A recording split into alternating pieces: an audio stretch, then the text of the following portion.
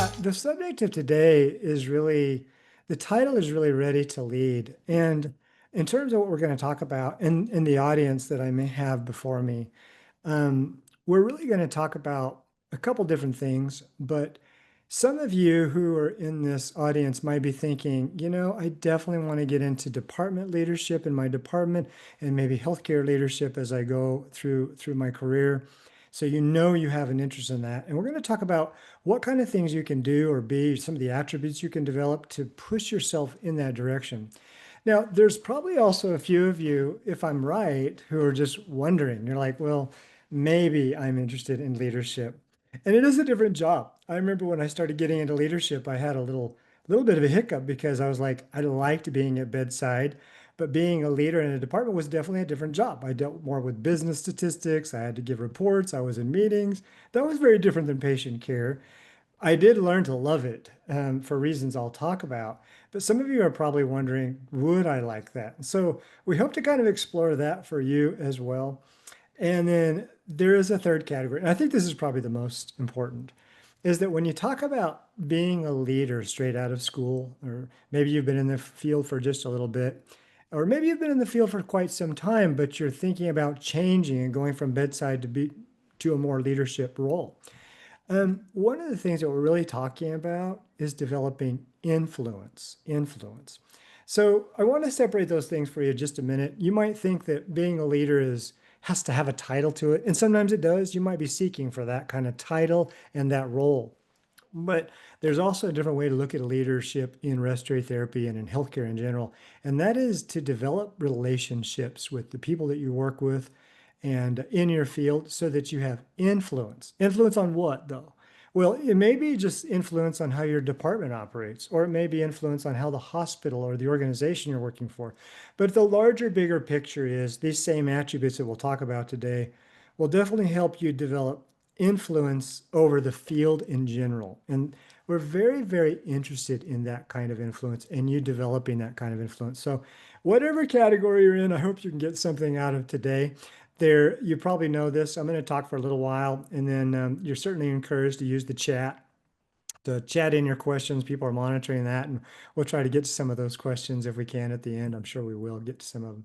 Let me just tell you a little bit about my story. So, like many of you, I was a respiratory therapist. I worked for years, quite a few years. If you don't know, I'm also the president of Lindsey Jones University. So, from the very beginning, I was also interested not only working in the field of bedside, but also helping respiratory therapists pass the examination. So I'm always thinking about the way respiratory therapists think.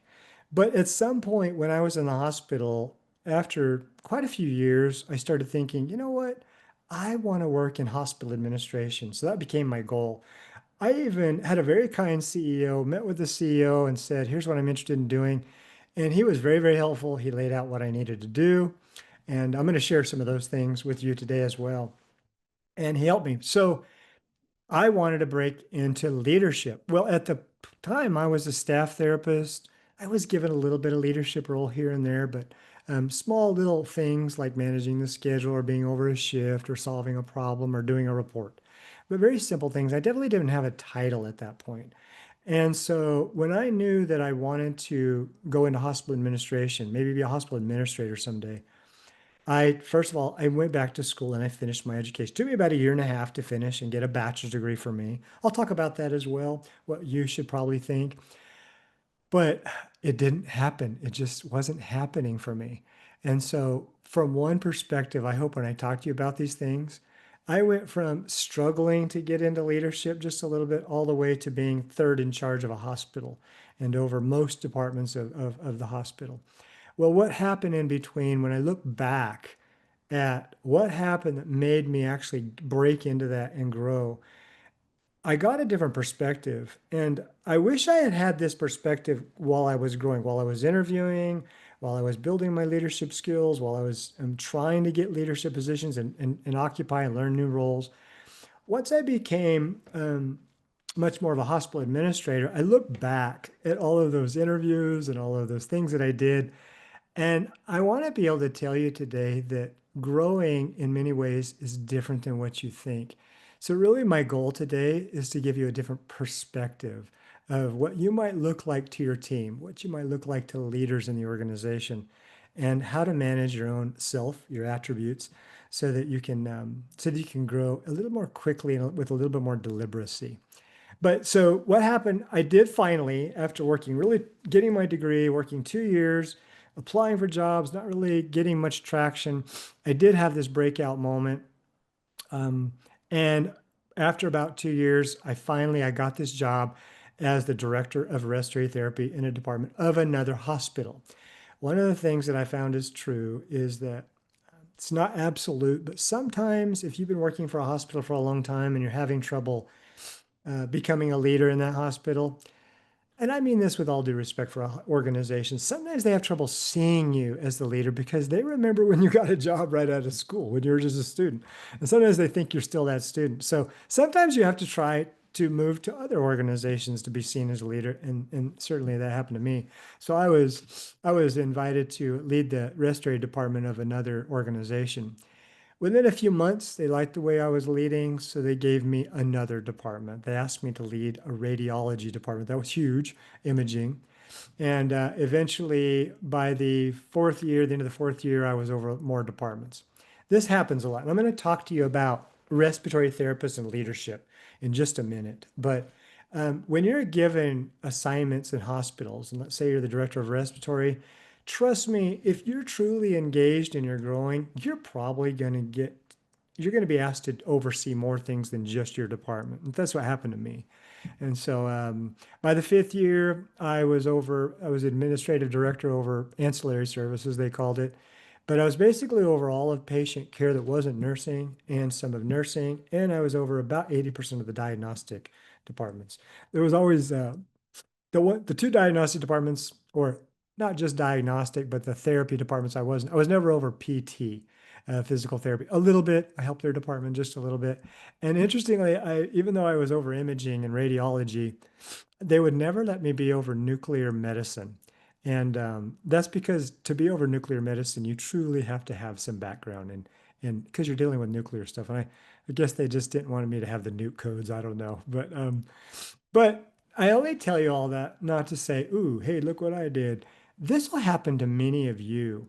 Eventually, I became the third in charge of the hospital. And more than that, my CEO figured out that I would tell truth to her and I knew how to talk to her. So she would literally just call me in sometimes and just to ask me to look at a problem, even that wasn't related to any of my departments. And so, well, that's what we want to talk to you about is how to develop attributes so that other leaders and your team start to see you as a leader. So when I say my point of view, I mean the point of view of kind of growing in hospital leadership and looking backwards. And now I'm just eager to tell respiratory therapists, whether it's in an interview for a job or you're trying to develop leadership qualities. Boy, there are some very specific, and I'm going to say surprising things that you can do that really change the way people look at you. And it can kind of catapult you into your leadership aspirations. So we'll talk about that. One thing I want to tell you is that I'm going to say this. I know I'm very biased because I'm obviously a respiratory therapist. Even though I've been over a lot of departments, I I think leadership qualities innately exist in respiratory therapists. Now, I'm going to tell you why in just a minute. And what I mean by that is that I have seen lots of people in different departments, and I have discovered that respiratory therapists have the ability to solve problems, in my opinion, almost like no other department. Now, physical therapy, say a shout out to them. They were very good at solving problems as well. But just to give you an idea, what really made me think this one day and wonder about this is that I was in a hospital. It was in California, just north of San Francisco. And I was over, as I said, most all the departments. I was an advisor to the CEO. I looked around and I realized that, so I was a respiratory therapist and I was over a good portion of the patient care part of the hospital and some of diagnostics. But also my director of HR was also a respiratory therapist. And the regional director of HR, who was over multiple hospitals, was a respiratory therapist. And in my hospital, the chief operating officer was a respiratory therapist. And I remember thinking at the time, what gives? What's up with all these respiratory therapists in this organization in leadership positions? Now, I wish I could share with you the statistics. They're not quite yet done, but we are doing a pretty intense study just for fun, I guess. And what we're finding, empirical evidence is showing us. So it's not all statistically balanced yet, but I'm going to make this statement anyway. What we're finding is that a higher percent of respiratory therapists become leaders more than almost any other allied health field. Why is it? I'm not sure that I absolutely know, but it has me so fascinated. But I do know this about you. Whether it's your personality, the personality that's drawn to respiratory therapy, you're just a problem solver, or it's what you're trained to do, which is to critically think. You guys know, if you don't know, I work in Lindsay Jones University. I'm always worrying about clinical simulations. And I don't know if you know this, but clinical simulations are probably one of the hardest exams. I think they are the hardest exam out there at all because they get you to critically think. That means when you pass that test and you become that RRT, you have proven, I think, at a higher level that you know how to critically think through situations better than anybody. And so the first thing I just want you to know is that if you're a respiratory therapist and you're becoming one, you're learning how to do that, that I do think you have innate leadership qualities. You probably have greater problem solving skills than you realize. So have stock in yourself. You do have a great ability there. Now, the first thing that happens if you want to be a leader, and I'll talk about the different types of leadership, informal, formal leaders in just a minute. But certainly the first thing that's going to happen is somebody is going to need to perceive you as a leader. So whether that's in an interview or looking at your resume or talking to you or watching you work because they work around you, eventually the reason why you're going to be elevated to some kind of leadership position is because somebody perceives that in you. And the way to manage that perception, I'm going to talk about two distinct different things. And one is your education. And I'm going to talk about that just a little bit. That could be a whole topic by itself. What kind of education do I need? And the other is actually attributes about yourself, how you talk, how you communicate, how you act, how you serve others. And this presentation, I really want to show you the power of developing leadership attributes no matter what position you're in, and how you can help people see you and kind of unconsciously think that person is a leader. So we hope to talk about that. But definitely let me spend just a little bit of time on education. Um, Certainly getting an education is important. And I don't want to intimate that it's not. What I do want to tell you, though, is that you don't have to wait until you have that master's degree or that bachelor's degree or that doctorate degree for certainly. You don't have to wait for that before you start developing these leadership attributes and even working in leadership. Now, but it is true that there are leadership positions in hospitals that are not going to let you occupy that position unless you have a bachelor's degree or a master's degree or whatever that may be.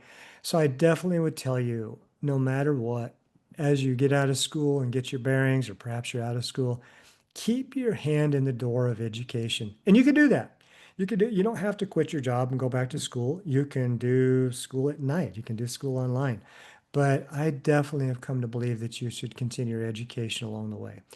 When I say it opens doors, there are literally some situations where you might apply for a job. And I've worked with HR enough to know this. And literally somebody is looking at applications, a stack of applications or online or whatever, and they're saying they're just looking for the degree.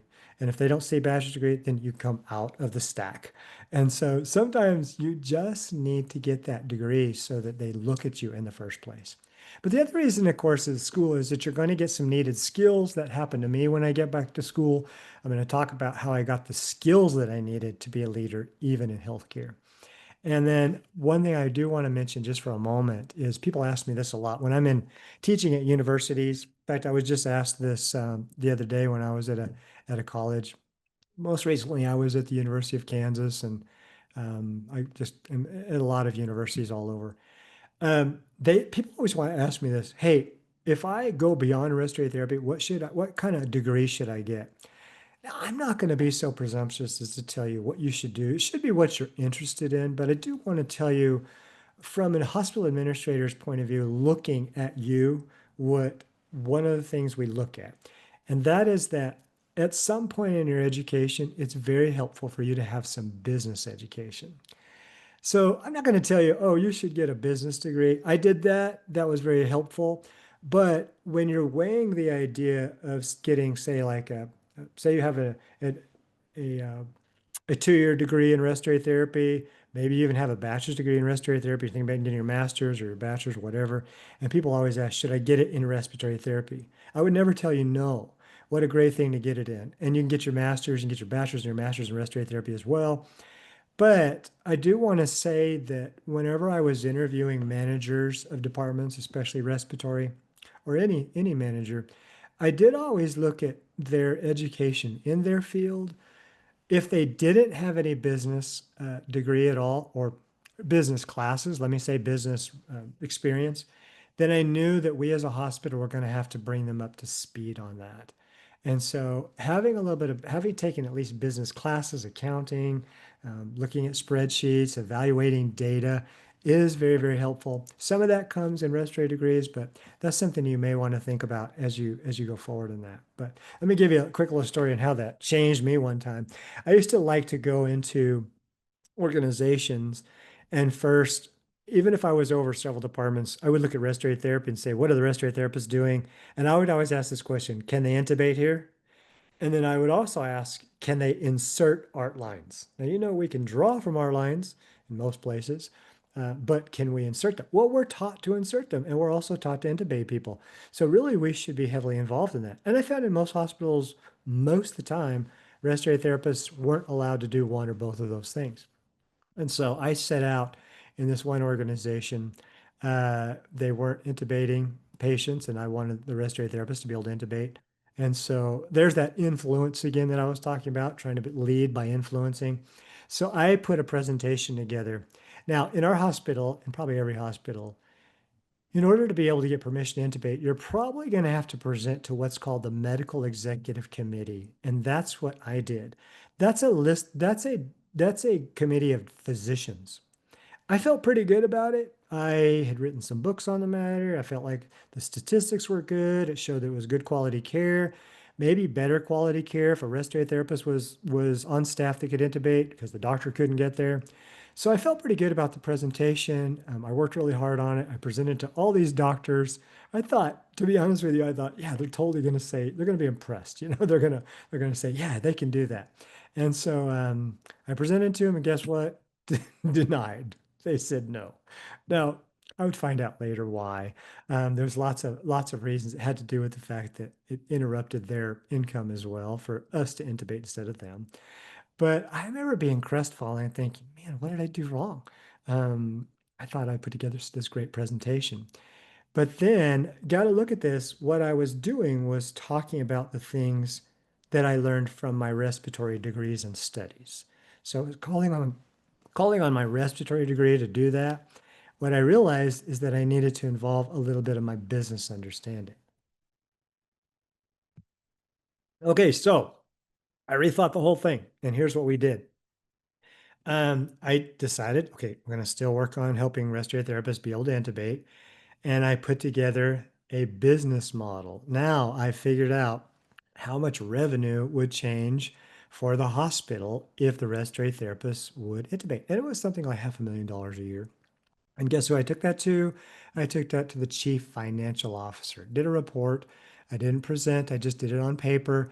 The chief financial officer is in charge of the hospital's finances. Now I'm thinking I want to give better care, but you learn in leadership positions to speak a different language. So I went to the chief CFO, gave him the report. He thought it was pretty cool.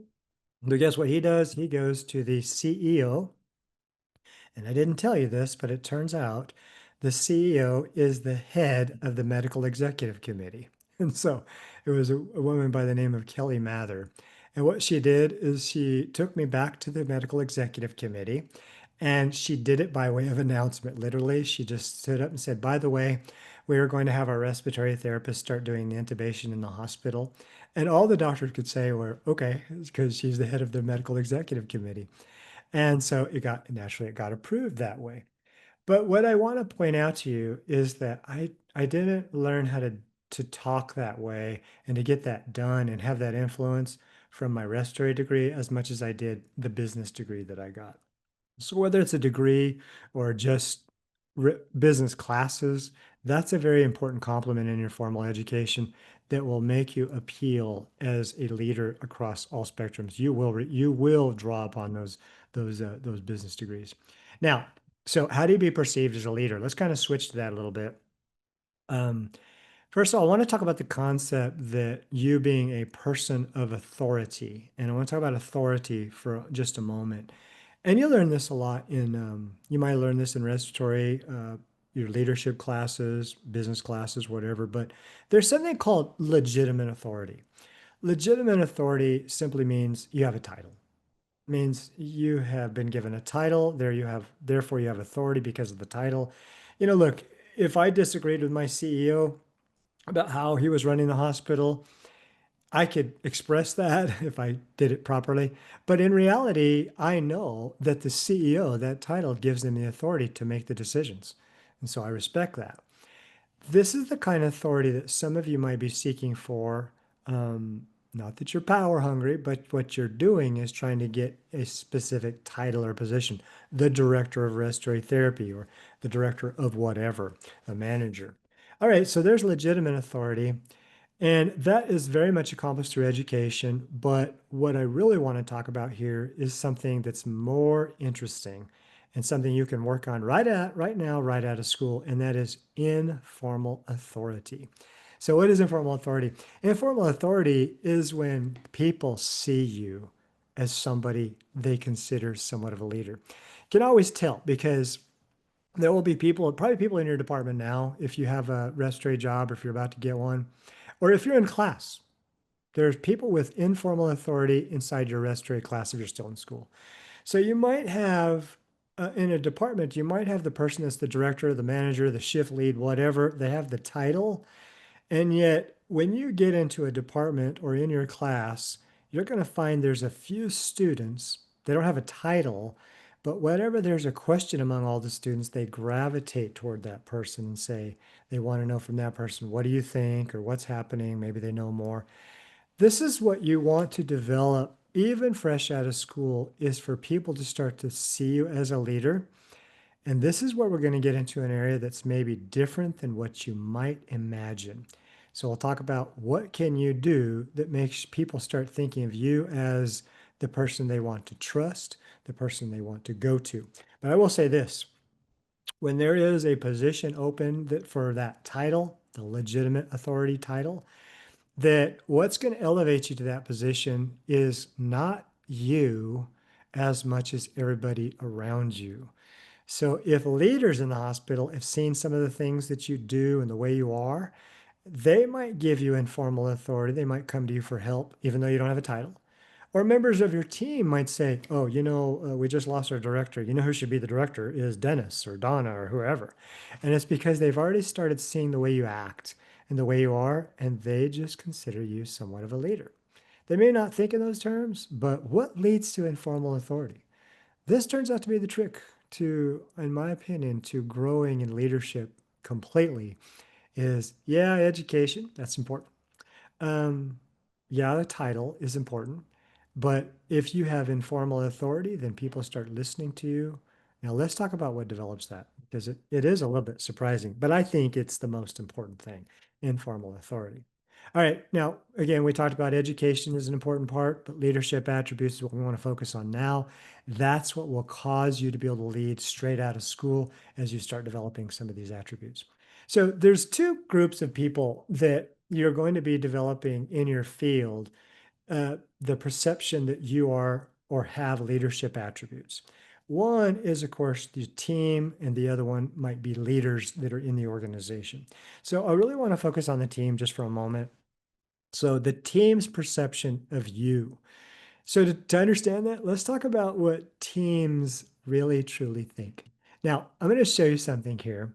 And before I talk about this, even if you are a respiratory therapist or a student and you're getting ready to go for job interviews or you're new and you're interviewing for a job, pay attention to this because leadership aside, you're going to learn some things that I learned after being a manager and a director and interviewing respiratory therapists and other team members and other managers.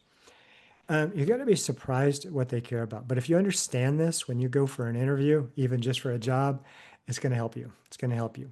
And that's because, listen to these, that team cares less about your knowledge and skills than you think. That's kind of surprising because you think, oh, I just got out of school, I'm gonna get out of school. They probably think I'm just some student. Or maybe you've been in for 2 years and they just don't think you have all the experience that you're supposed to yet. Um, when they're interviewing you or looking at you, they care a little bit less about them than you might think. But your tendency is going to be to show them how much you know and to show them that you're a skilled person, that you can be the best respiratory therapist ever, right? And yet that's not what they're looking for. That's not what they're looking for. So, what they're really interested is your personality and your communication style, because what they're really wondering is, will you be a good part of the team? And will you serve alongside them and not try to be above them? This is important because if you're being, let's just say you're going for an interview for just a minute. You're going for an interview to just become a staff therapist. And they're going to ask you questions, especially if you're being interviewed as a panel. That's kind of more common these days. You might meet with the director and have an interview. Then they want you to meet several respiratory therapists who are going to sit down and ask you questions. They actually don't know what it is they're looking for entirely. It's kind of subconscious to them. So they might ask you things like, well, why did you want to be a respiratory therapist? Or tell us what your knowledge is with adult mechanical ventilation or pressure control. I don't know. They might ask those questions, but what I want you to realize, you need to know about those things. But what they really want to know is, are you trying to be a part of a team? So let me just give you a little bit of cheating advice here for just a second. If you were to ask me, what do I like about respiratory therapists? Why did I become a respiratory therapist? First thing I'm going to think is any answer I could give you is probably not that super interesting to you. I mean, think about it. You're going to say, well, I love doing blood gases, or I just think vents are cool. The reason why that's not super interesting to them necessarily is because they've already been doing it for years, perhaps, and they like doing that, but it's not necessarily it's not about ABGs or making ventilator changes. That's probably not what's making them feel good about their job day to day. It's probably that they go to work and they work with good people. They work with good people. So if you were to ask me that and say, hey, Dennis, what do you like? Why do you want to be a respiratory therapist? Or why do you want to work here? I love that question. It's kind of a crazy question. Probably the better answer would be something like this. You know, I just have a friend that worked here or works here, and they just talk about how good of a team you guys are together. You guys help each other out, and sometimes you guys work for each other and help each other. And I just more than anything, I love respiratory therapy. I like doing all those things. I like helping the patient, but I just kind of want to be a good part of a team. That sounds like it's side skirting the question. You might want to be tempted to say, well, I love helping patients, or I love helping, I love doing this kind of care on ventilators. I love weaning patients. But you're going to find out that the team is probably more responsive to you because you want to be a part of their team. And that's all they want to know. Are you going to be a good part of their team? So that's kind of important. Um, so I'm going to talk to you about some advice on that in just a minute. But yeah, that's what they're really interested in is what you look like as a team member. And that's what causes them to think that you're a good team member and possibly that you'd be a good leader of them. So let's get into the nitty gritty and let me give you some advice in developing attributes that make teams think that you're a leader or your teammates. And the first one, some of these are going to be opposite than what you might think. First one I want to mention is you got to let them teach you. You let them teach you. And that means it's okay, even if you're a new member of a staff, just say, hey, I know how to do this, how I've always done this in other hospitals, but how do you guys do it here? Or, hey, I haven't used this ventilator a whole lot, but I think just look at my settings. Have I got this right? Because I'm not used to this ventilator. Now, you might think you're disclosing something that would make them think that you're lower down here, but it actually works opposite. I've been studying this for years. When you ask somebody a question and then you learn from them, they feel like they're on cloud nine because you just elevated them. And the response is they think you're awesome. And they also think you'd be a good leader. It's opposite than what you might think of that. I want to give you a quick example. I think I have enough time here. I was, I did this quite a bit in hospitals to build relationships when I figured it out. But I was new at a hospital and I wanted to work in the with the neonates. So we had a neonatal unit. Those departments are often very cliquey. They're hard to get into. They don't just let anybody. The nurses are very protective sometimes. So a code happened in the nursery, and that's a big deal. So we're coding a baby. I ended up bagging the baby right straight off the bat, and I felt good with that. I was an NPS. I felt fine, but kind of almost as an experiment. The nurse next to me, I looked at her name badge. Her name was Linda, and I said, Linda, I'm Dennis, new respiratory therapist here. While I was bagging the baby now, I said, hey, I'm comfortable with bagging babies. I've done it quite a bit, but I didn't want her to think I was dumb. But how's my rate? How's my breathing rate? Now, she was super surprised at the question. She never had a respiratory therapist ask her that. She looked at me and then she said, oh, it's good. It's good. No, well, maybe speed up a little bit, she said. Now, I'm not sure I actually needed to speed up, but I asked her and she directed me a little bit and I took that direction. Now, after that code, the day ended. The next day I came to shift. My supervisor came to me and said, hey, Dennis, what did you do in the nursery? What happened? And I said, what do you mean? I thought I did an okay job. And she said, two of the nurses called me and said, um, uh, that Dennis guy, who is that? We need more therapists like him down here. So they liked me. Now, was it because I showed them what a good bagger I was and tried to be independent and just this maverick of a respiratory therapist that could do everything? No, it was because I showed vulnerability, because I let them teach me. They thought, oh, he would be a good part of our team. Guess what? I started being the person that went down there and I got lots of neonatal experience with those nurses because of that. So that's what I mean. Let people teach you. Even if you know a lot about it already, let them instruct you. That helps. The other thing I will say is serve individuals. What I mean by that is, you know, this is kind of hard to describe, but one of the things that I get a lot out of in my field is helping patients, of course, and helping other staff members. I like to address people's feelings. What I mean by that is if a patient comes into the hospital, you're thinking of them as somebody that you have to manage their bodily functions and work on their health, right? But they're also nervous. They're nervous. And so anything that you can do that helps them feel more at ease with being there, that's almost as important as any other kind of healthcare you could provide. So, in people in your department, you're going to find that if you go out of your way to serve other respiratory therapists, and I'll also mention here in just a minute, even anybody in any department, another nurse, and you can make their day a little bit better or their stress level a little lower, help them do the work, help them feel good that you're there. If they're having trouble with a patient, then that helps people to think that person is a leader because they're willing to help me. And that's the way they see a leader. So you can do that. Another quick story. I hope I can get this out quickly enough. There was this one guy, new respiratory therapist in our department. His name was Bob. And Bob, right off the bat, was not melding well with the team because he was super quiet and to himself and independent. So we would all go up and help each other in the morning, do rounds and check our vents. And then when we were finished, we'd go check with each other so that we would all sit down most of the time to a little bit of breakfast early in the morning. Our shift started like 5 a.m., so we could do that. And but Bob, we'd go get some breakfast, and Bob was already eating, and he's just by himself eating. And we thought most of the team thought he doesn't really care about us. He's just kind of a loner. So he did not feel like a part of our team. So I did an experiment. Every day when I finished my therapy, if Bob was on staff, instead of going to the other team members, I went to Bob and I said, "Hey Bob, I didn't say, can I help you? Do you need help?" I just said, "Hey, give me some of your treatments. Let me check that vent for you." And he kind of almost reluctantly would give me something. But I did that day after day. Anytime that we were both on, I did that to him until after, it took about 3 weeks till guess what?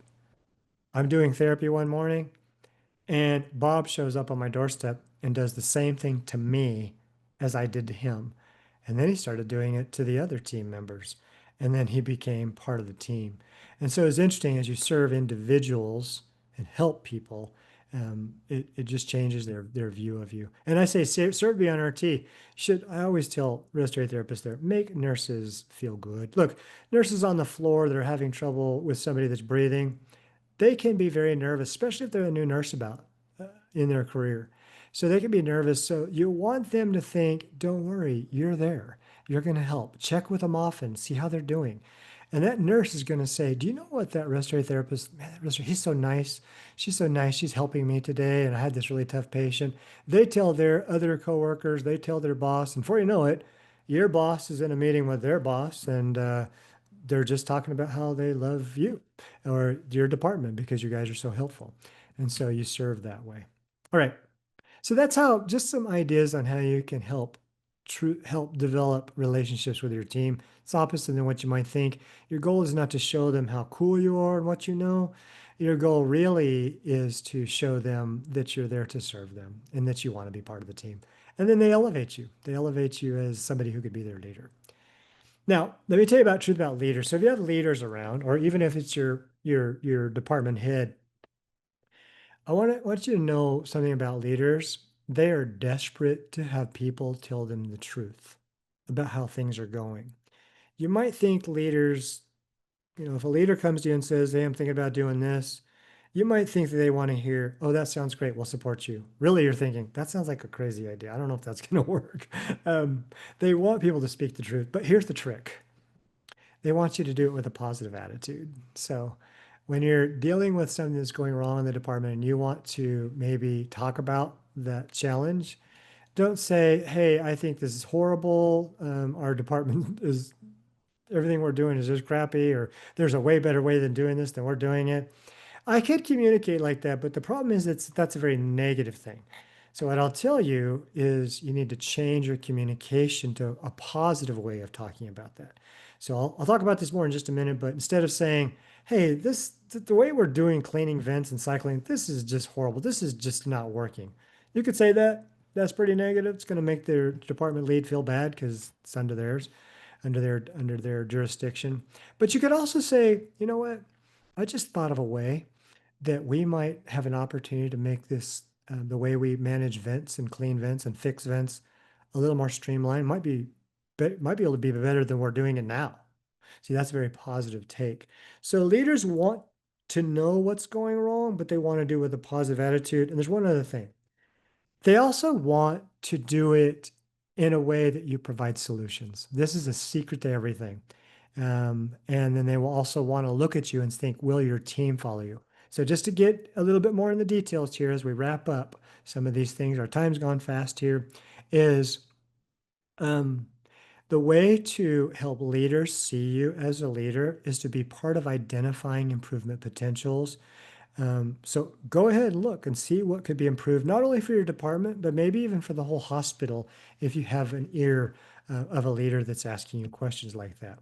Refer to the problems not so much as problems or deficits or things going horribly wrong, not that way, but as opportunities. That's a great word. I would just say use that word a lot. Opportunities to be better than you even are, to make things even better than they are. And so just the way you refer to that, the way you communicate is looked at as leadership quality. And then I would suggest this. Never go to your boss if you can help it and say, here's something that's going wrong, or here's an opportunity for improvement, without saying, I've thought of three ways that things that we could do to improve. And even if your ways are not the best ideas in the world, maybe you don't know how to solve the problem, whenever a leader sees that you're coming not only with the problem, but also a potential, you're willing to work on the solution, they put you in a very, very different category. And so always try to come up with suggestions for solutions. Be humble. Don't say, I know the way, mine's the only way. Just say, this is just one way I thought. Maybe there's other ways, but here's three things I think we could do to kind of catapult our department and its relationship with nursing and be seen as more participatory with them.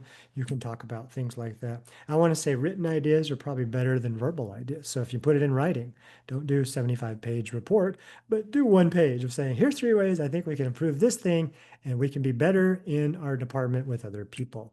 And then I always say, help your boss to succeed. Even if your boss doesn't totally know how to do something, and maybe you think you know way better.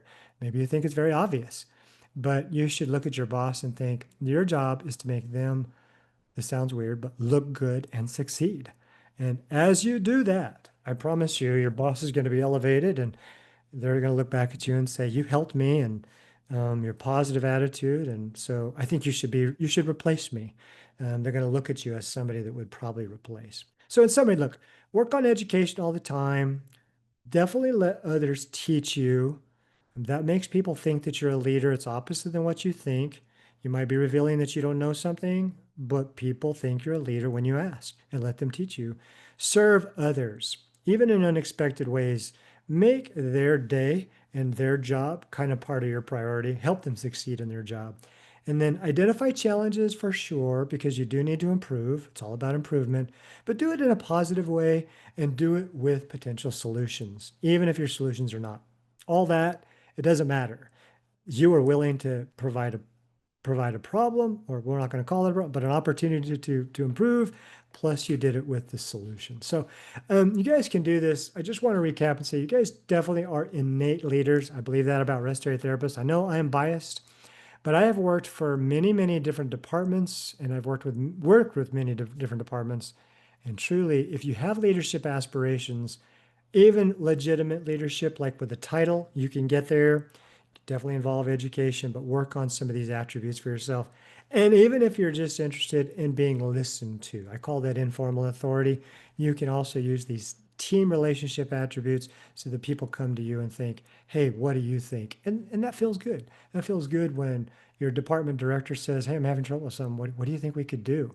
And they want to listen to you. We all like to feel listened to, and we would like to feel a sense of belonging to that department. And so that's my spill. We didn't have a whole lot of time. We could write a book on this, but those attributes would genuinely help you to lead straight out of school.